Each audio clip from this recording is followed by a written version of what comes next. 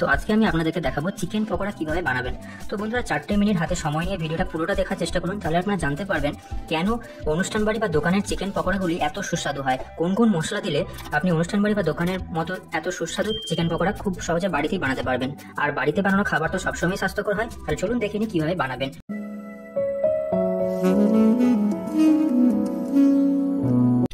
বন্ধুরা এখানে আমি মাংস নিয়ে নিয়েছি এবং এর মধ্যে ভিনেগার দিয়ে দিলাম, এবং এর মধ্যে আমি যা যা দেবো সবকটা কিন্তু আমি স্ক্রিনের মধ্যে লিখে দেবো, তাই অবশ্যই আপনারা দেখে নেবেন।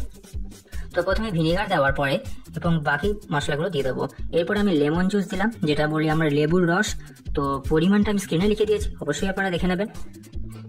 এরপরে এটা ভালো করে মাখাতে হবে এবং সবসময় চেষ্টা করবেন যেন ভালো করে মাখানোর জন্য, কারণ তার মধ্যে তাহলে যেন মাংসের মধ্যে এটা ভালো করে মিশে যায়। এরপর বেকিং সোডা দিয়ে দিলাম 1/4 চামচ। এরপরে আদা বাটা দিয়ে দিলাম 2-4 চামচ। এরপরে পেঁয়াজ দিয়ে দিলাম, একটা ছোট পেঁয়াজকে আমি কুচি কুচি করে রেখেছিলাম সেটা দিয়ে দিলাম। এরপরে লঙ্কা দিয়ে দিলাম, সবুজ যে লঙ্কাগুলো সেগুলো দিয়ে দিলাম। এরপরে ব্ল্যাক পেপার বা গোলমরিচ 1 চা চামচ দিয়ে দিলাম। এরপরে জিরা পাউডার দিয়ে দিলাম 1 চা চামচ, লঙ্কা গুঁড়ো দিয়ে দিলাম 1 চা চামচ। এরপরে গরম মশলা দিয়ে দিলাম 1 চা চামচ এবং হলুদ গুঁড়ো দিয়ে দিলাম 1 চা চামচ। তো বন্ধুরা সবকটা পরিমাণ কিন্তু আমি স্ক্রিনে লিখে দিয়েছি, তাই অবশ্যই আপনারা ভালো করে দেখে নেবেন। এরপরে ধনে পাতা দিয়ে দিলাম, দিয়ে ভালো করে এটাকে মাখাতে হবে। নুন দিয়ে দিলাম 1 চা চামচ এবং ভালো করে এটাকে মাখাতে হবে। তো বন্ধুরা আপনাদেরকে একটা রিকোয়েস্ট করবো, সেটা হচ্ছে যে আপনারা প্লিজ ডেসক্রিপশন বক্সটা একবার চেক করে নেবেন। এই চ্যানেলের ভিডিওর নিচে যে ডেসক্রিপশন বক্সটা আছে একবার চেক করে নেবেন, ওখানে আমি আমাদের ফেসবুক পেজের লিঙ্ক দিয়ে দিয়েছি। আপনারা প্লিজ ওখানে পেজটা লাইক করে দেবেন, তাহলে আপনারা জানতে পারবেন যে আমি যখনই ভিডিও নতুন পাবলিশ করবো ওখানে কিন্তু আমি নোটিফিকেশন দিয়ে দিই, তাই আপনাদের বুঝতে কোনো রকম অসুবিধা হবে না। তো বন্ধুরা এটা আমার মাখানো হয়ে গেছে। এরপরে এর মধ্যে রাইস ফ্লোর বা চালের গুঁড়ো 1/4 কাপ দিয়ে দিলাম। এরপরে বেসন দিয়ে দেবো 1/2 কাপ। বন্ধুরা আমি সবকটা পরিমাণ কিন্তু স্ক্রিনে লিখে দিয়েছি, তাই আপনাদের কোনো রকম অসুবিধা হবে না। এবং এইভাবে বানালে কিন্তু দোকান বলুন বা অনুষ্ঠান বাড়ি যেরকম স্বাদের পকোড়া হয় সেরকমই কিন্তু আপনারা বাড়িতেই বানাতে পারবেন। এবং আমি সবসময় সবাইকে বলি যে আপনারা বাড়িতে যে সময় থাকে অবশ্যই বাড়িতে বানান।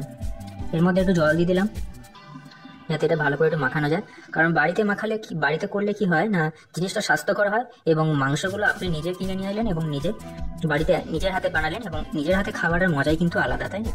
তাহলে আমার কিন্তু হয়ে গেছে, দেখুন কি সুন্দর হয়ে গেছে মাখানোটা। তো এরপরে আমি কড়ার মধ্যে তেল দিয়ে দিলাম, তেল দিয়ে এরপরে যে মাখিয়েছিলাম ওটা আস্তে আস্তে করে একটু একটু করে ছেড়ে দিলাম তেলের মধ্যে। তো বন্ধুরা এখানে একটা কথা বলে রাখি, এখানে যদি আপনারা গোল গোল সাইজের করতে চান তাহলে সেটাও করতে পারেন, আপনাদের যেরকম সাইজ করার কথা সেরকম করে নিতে পারেন। আপনারা যদি চান যে ফিঙ্গার আকারে করবেন তাহলে সেটাও করতে পারেন, আপনাদের যেরকম ইচ্ছে সেরকম ধরনের করে নিতে পারেন সাইজ করে। তো বন্ধুরা আমি কিন্তু আপনাদেরকে প্রসেসটা বলে দিয়েছি, আপনারা প্রসেসটা খেয়াল রাখবেন, তাহলে জিনিসটা কিন্তু ভালো হবে, ঠিক আছে? তো আমি এই কটা করে নিলাম, এরপরে বাকিগুলো আপনিও করে নিন এবং করে নিয়ে জানান যে আপনাদের কেমন লাগলো ভিডিওটা। আর অবশ্যই ভিডিওটা একটা লাইক করে দেবেন আর চ্যানেলটা একটু সাবস্ক্রাইব করে দেবেন যদি ভালো লাগে ভিডিওটা, ঠিক আছে? তাহলে দেখা হচ্ছে পরের ভিডিওতে।